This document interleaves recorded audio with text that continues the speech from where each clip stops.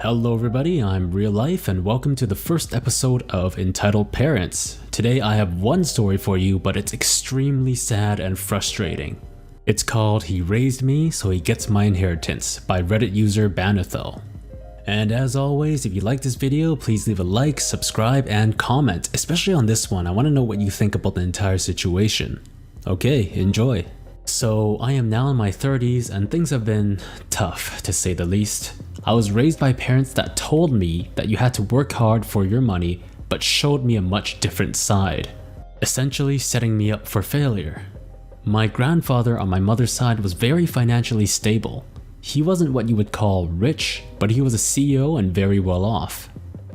My dad's side of the family were salt of the earth factory worker types who basically lived paycheck to paycheck. My mom's family didn't like my dad at all. Not because of the class difference as her brother was dating a girl who came from much less, but because my dad manipulated every penny he could out of my mom and her family. She couldn't see it, but they did. Over the years, he never rubbed off on her. But he locked her down and she became very complacent and subservient. My story starts here when I was 16. My grandfather sat me down and helped me build a financial plan since I was starting my first job. He taught me how to budget money and he told me he was going to set up 3 trust funds for me that would only be mine if I met certain milestones. At 18, if I managed to save up $10,000 of my own, which with his plan would have been super easy, I would receive my first trust of a matching $10,000. If by age 21 I had $20,000 or $15,000, if I were enrolled in a 4-year school, he would again match my savings. Finally, at age 25, he would match anything in my account above $20,000, or if I completed my bachelor's and were working a job, he would completely pay off my student loans for me. This talk I had with him had me really excited about my future. I could see that he wanted me to succeed on my own and not live like my dad did. He gave me enough incentive to work towards a modest goal without causing me to become a trust fund kid who was spoiled and entitled myself. The job I had at the time we made this plan was making minimum wage, $5.15 at the time, and was in walking distance to home. The following year, I interviewed for a better job paying $7.50 and was offered the position, but I would need my own vehicle. My dad offered to let me use his extra truck for the time being and I agreed. Bad move. 2 weeks after using the job, my grandfather calls me up to come have a talk. He tells me that my parents are having a rough time since my dad was laid off from the factory and they offered to give me the truck if they could borrow from my first trust. Apparently, Grandpa had said it would be okay because he brokered a repayment with interest program with them. I agreed that they would borrow $5,000 of my trust and in return would pay me back $6,000 by my 18th and give me the truck outright. About 6 months to my 18th birthday, and I had already about $9,800 in savings, I had a truck and a job. My dad decides he needs the truck back because his mom wrecked his. I really had no choice because he just got back to work as well. He said he would take me to work each day, and if I couldn't get a ride with a coworker, mom would pick me up on her way home. About an hour after shift ended. Within a week, I was fired because he was too tired to bring me to work. Another month after that, he hurt his finger at work and was out on disability, leaving my mom the only breadwinner for the family. So I think you see where this is going with my savings. They started tapping into it to keep the house afloat. I called up Grandpa to talk to him and he basically found out that he trusted them too much. They completely drained my entire trust before he had a chance to close their access. I was out my trust, my truck, and the $9,800 I worked so hard to save. The betrayal from my parents, the people I'm supposed to trust more than anyone, did some pretty messed up things to me. I got really depressed and started hanging out with people I thought were friends who were totally using me and started drinking and just fell deeper into this rabbit hole. I tried talking to my grandpa and he wouldn't help. More on this later. I ended up coasting into my mid-20s from dead-end job to dead-end job living, just like my parents. At about 24, finally I managed to secure a pretty decent job. I save up and move out. I get a respectable girlfriend and start hanging out with the sane, financially stable friends and things start going my way. I go visit my grandpa who had now moved to Las Vegas and bolstering his fortune with gambling. No sarcasm. He was a genius gambler too. and he decided it's time for us to have a sit down. He told me he didn't help me when I was a teen and struggling through the betrayal because he didn't want me to form the habit of calling out for help when I was still capable of helping myself. He didn't want me to become dependent on handouts and wanted me to make my own way. He knew I was still living in a safe, albeit toxic environment, and he saw that I had strength to pull myself up. Then we had to talk about inheritance. I told him I didn't want anything from him but his guidance and wisdom, but his health was failing. So he was gonna tell me, and then have a big family meeting. So his will was that when both he and grandma passed, the money was going to be divided unevenly between his 5 kids. Of his 5 kids, only 2 were married and had children. He had 3 grandchildren, me, my brother, 7 years younger, and our cousin, who at the time was around 5 years old.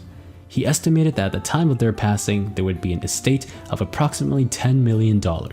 And the division was going to be $5 billion to split between the 3 kids without children, and the other 5 was going to be split between the 2 that had children. The money was to be distributed directly to his children, and then the grandchildren would receive their part from the parents, so I was going to inherit right around $750K to $1 million upon their passing, with a minimum of $50,000 in the event something terrible happened. At the time, this was completely foreign to me and had no bearing on how I lived my life. 10 years pass. My life had its ups and downs, but I was okay. Me, my fiance, and our child buy a reasonably priced home, $90,000, because we are working steady and doing well generally. The unthinkable happens. Grandpa passes before grandma. I say this is unthinkable because her health was failing at a much quicker rate than his, and he had just gone into remission from lung cancer. Grandma wasn't able to take care of herself, and her kids were uncaring and kinda dumped her off on my parents. Bad move. Grandma had dementia, so my mom got POA over her and my dad had all the power over my mom. Completely. Within another 6 years, she passed, and the total inheritance remaining was $2.5 million. That's right, my dad somehow managed to squander that money on a new house, lots of land, lots of guns, new vehicles, new state-of-the-art garage, 4-wheelers, other ATVs like Polaris, cross-country trips, private in-home nursing, etc. Of course, the rest of her children are furious. But as far as I've been told by the only honest one of the lot, my aunt, who I've been very close to since birth, that they have no legal recourse because my mom had POA and all my grandma's needs were met, and some other legal jargon. What I was told, because I chose to stay as far from it as possible, is that my family decided they wanted nothing more to do with my dad, and they decided to give it up, settle, and move on. My uncle, their youngest and most successful son, was the executor and wanted to have a will reading in front of the whole family, so we all gathered. My dad had the nerve to actually come too. My uncle did the best he could to honor their wishes, but completely cut mom and dad out in front of everyone. My dad stood up in a room of about 30 people and started in on them. It went a little like this. "Since I met my mother, you all acted like your crap don't stink and you're better than me. I put up with the insults and humiliation for years from all of you and your hoity-toity." Yes, he used that phrase. "Rich assholes. So I deserve every bit of what I was promised by Grandpa. And if you don't give it up, I'm going to hire a lawyer and tie up the money for as long as possible." My aunt then called him out on stealing my and my brother's trust funds. I didn't know about my brothers as we aren't close. "I raised those kids from birth. None of y'all know what it's like to slave a sweat over a kid and get nothing back.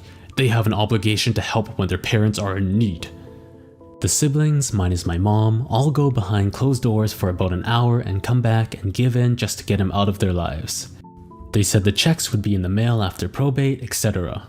My aunt lets me know that they agreed all the grandkids would get $100,000 each. Then the rest were just giving to my dad outright because they didn't need it. They were all successful, and this would be the first and only time they gave him the "I'm better than you" middle finger. She said no one's contesting, so it will be about 6 months or so before the money comes. 3 months go by and my fiance has had an accident and has to take some time off work and time in the hospital. Things don't get better and bills start piling up and mortgage is close to being late, since we put that first. This is the first time I've actually thought, well, it will be nice to get an inheritance soon. 3 more months go by and fiance is just about ready to get back to work. I'm watching the mail every day in anticipation of catching the bills and paying off credit cards we had to start using to give our kid a decent Christmas. A few more weeks pass and I get the call from my aunt asking if I had gotten my money yet. I told her I'd been watching the mail and nothing came. She said I was supposed to be getting it directly from my parents since no one had my address. My mail was sent there. It was cashed and gone. What happened? Apparently my dad found out, since mom had POA before passing, that the trusts were kept in bank accounts in our name since birth. They were joint accounts with my grandpa's name as well. They switched themselves to the joints when he passed, used the account to deposit the money, then took it. Out of all the money, they offered no more than the occasional lunch, birthday dinner, and some presents at Christmas.